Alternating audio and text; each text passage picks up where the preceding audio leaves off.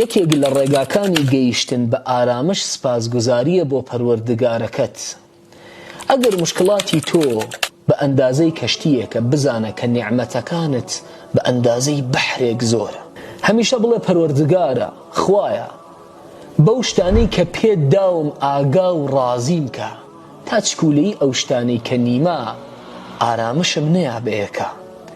هەمیشە قەدردانی ئەو نیعمەتانە بەخوا پەیداوی. والله ملوێنها نەفەر هەن ئاواتە خوازن ئەو شتەی کە تۆ هەتە بیان بێ. و ئەگەر ئەتەوێت لەزەتی لێبەری لەوەی خۆت، پێغەمبەری خوا فەرمی عەلەیهی سەڵات وسەلام خواردن لە خۆ سیرکە.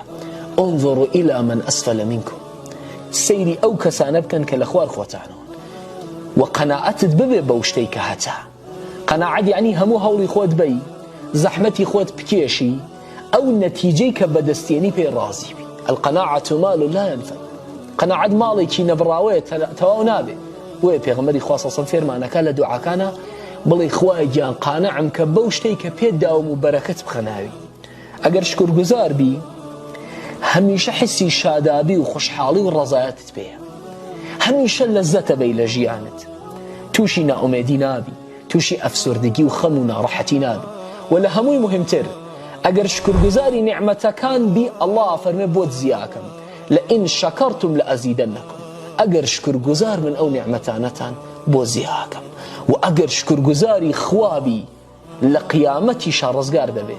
ئەڵڵا فەرمێ من کەی محتاجیەوەم عذابی ئێوە بم ئەگەر شکرگوزار بن و ئیمان بێنن. ئین شەکەرتم و ئامنتم. ئەگەر شکرگوزار بن و ئیمان بێن، خۆ محتاجیەوە نیە عەذاب بە، و بێتە سەبەبی ئەوەی کە لە قیامەتیشا ڕزگارت.